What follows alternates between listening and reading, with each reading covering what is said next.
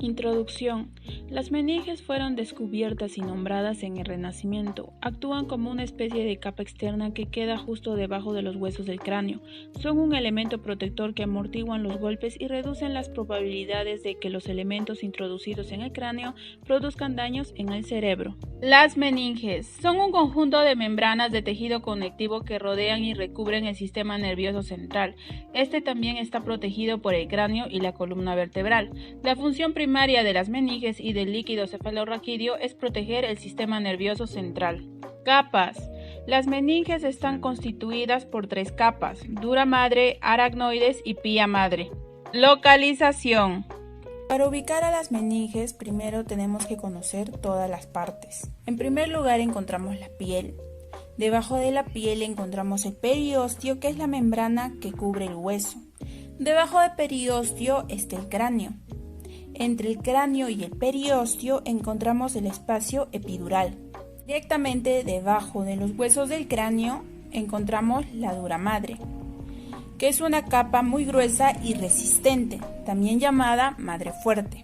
Debajo de la dura madre encontramos la aracnoides, que es la más delicada de las 3 meninges, también llamada tela de araña. Entre la dura madre y el aracnoides encontramos el espacio subdural. Entre la aracnoides y la pía madre encontramos el espacio subaracnoideo, donde circula el líquido cefalorraquídeo. Debajo de este espacio se encuentra la pía madre, que es una capa muy delgada y vascularizada, también llamada madre suave. Es la única capa que sigue los contornos del cerebro. Espacios meningios. Espacio epidural. Es un espacio imaginario entre el cráneo y la dura madre. Se puede visualizar entre el hueso y la médula. Aquí es donde se inyecta la anestesia epidural, que bloquea los impulsos nerviosos entre la médula y la parte inferior del cuerpo. Espacio subdural, situado entre la dura madre y aracnoides. El espacio subdural es una muy leve separación entre estas meninges, por la cual circula líquido intersticial, el cual baña y nutre las células de las diferentes estructuras. Espacio subaracnoideo. Se encuentra por debajo del aracnoides y por encima de la pía madre. A través de estas fluye el líquido cefalorraquídeo. Funciones. Dura madre. Funciones: ofrecer protección mecánica al cerebro y la médula espinal, dar forma al cerebro, impedir que el sistema nervioso cambie de posición, captar el oxígeno y los nutrientes de la sangre para nutrir a las neuronas, percibir el dolor asociado a la presión del cerebro contra el cráneo. Son las principales responsables de que suframos cefaleas. Aracnoides. Sus funciones: proteger el sistema nervioso central, nutrir a las neuronas del cerebro y la médula espinal, recoger las sustancias de desecho, mantener estable la presión dentro del encéfalo y la médula espinal, permitir la flotación del cerebro, regular la homeostasis, permitir la actuación de las células inmunitarias, hacer llegar hormonas al sistema nervioso central y liberarlas. Pía madre. Está muy irrigada tanto de vasos sanguíneos como de vasos linfáticos. Adapta su morfología a los surcos cerebrales. Es el nexo de unión entre el sistema circulatorio y sistema nervioso. Su principal función de actuar como barrera hematoencefálica, es decir, separar el líquido cefalorraquídeo de la sangre, permitir el paso regulado y controlado de minerales y nutrientes necesarios. Las funciones principales de la pía madre es proteger el sistema nervioso central, actuar como barrera hematoencefálica, producir líquido cefalorraquídeo, nutrir a las neuronas del cerebro y la médula espinal, mantener la forma de la médula espinal, como también adaptarse a los surcos cerebrales. Dentro de ello también tiene una función de percibir el dolor, especialmente en lesiones de la columna vertebral, como por ejemplo la ciática. Patologías. La meningitis comúnmente está causada por una infección bacteriana o viral. También puede estar causada por una infección fúngica, una reacción a ciertos medicamentos o tratamientos médicos, una enfermedad inflamatoria como el lupus, algunos tipos de cáncer o una lesión traumática en la cabeza o la columna. Tipos de meningitis. La meningitis bacteriana es una enfermedad rara, pero potencialmente mortal. Puede estar causado por varios tipos de bacterias que primero producen una infección en las vías respiratorias altas y luego viajan por el torrente sanguíneo al cerebro. Las enfermedades también pueden producirse cuando ciertas bacterias invaden directamente la meningitis y puede bloquear los vasos sanguíneos cerebrales, causando daño cerebral permanente. La meningitis neumocócida es la enfermedad más común de la meningitis y la forma más seria de meningitis bacteriana. La enfermedad está causada por la bacteria Streptococcus, que también causa la neumonía, envenenamiento sanguíneo e infecciones inusuales y en los oídos. Los niños menores de 2 años y los adultos con sistemas inmunitarios deprimidos se encuentran particularmente en riesgo. Las personas que tienen meningitis neumocócida a menudo sufren daño neurológico que varía desde la sordera al daño cerebral grave. Meningitis meningocida, causada por la bacteria Neisseria meningitis, es común en los niños de 2 a 18 años.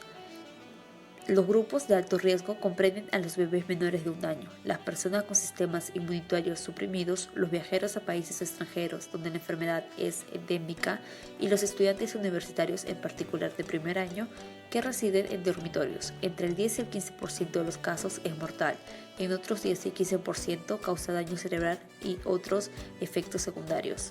La meningitis por Haemophilus en algún momento fue la forma más común de meningitis bacteriana. Afortunadamente, la vacuna para Haemophilus influenzae B ha reducido enormemente el número de casos en los Estados Unidos.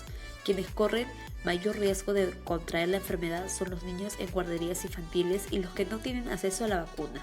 Meningitis viral o aséptica es la forma más común de meningitis en los Estados Unidos. Esta enfermedad típicamente leve, que no es mortal, está generalmente causada por enterovirus, virus comunes que entran al cuerpo por la boca y viajan al cerebro y los tejidos circundantes donde se multiplican.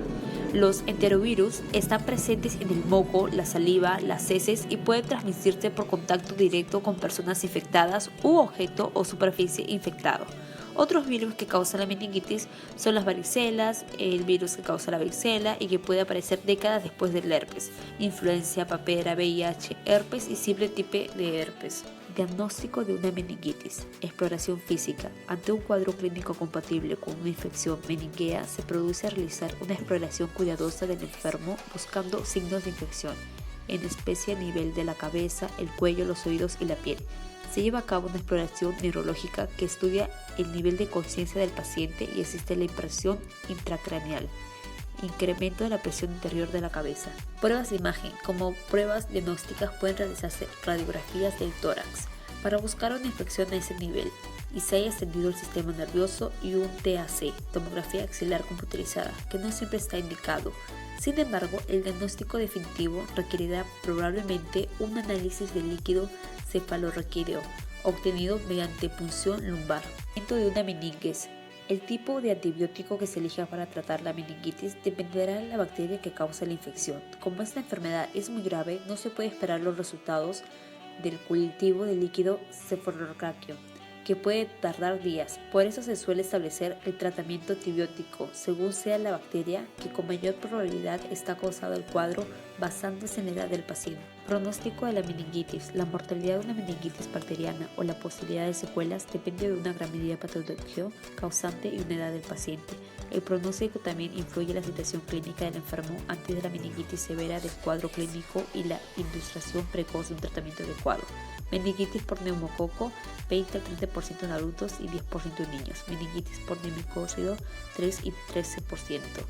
Prevención de la meningitis. La mejor manera de prevenir la diseminación de cualquier infección es el lavado de manos, usar alcohol en gel, lavado de manos luego de utilizar el baño, y hay varias vacunas que previenen la infección por bacterias que pueden causar la meningitis y otras enfermedades infecciosas.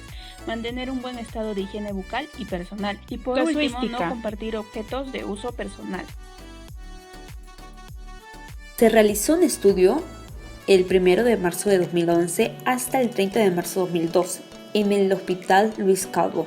Se incluyeron pacientes pediátricos de 0 a 14 años y 11 meses que se hospitalizaron durante dicho periodo, donde ellos presentaban fiebre, asociando síntomas y signos neurológicos como convulsiones y compromiso de conciencia cualitativo y cuantitativo. El líquido cefalorraquídeo También fueron incluidos en este estudio de pacientes inmunocomprendidos o meninges.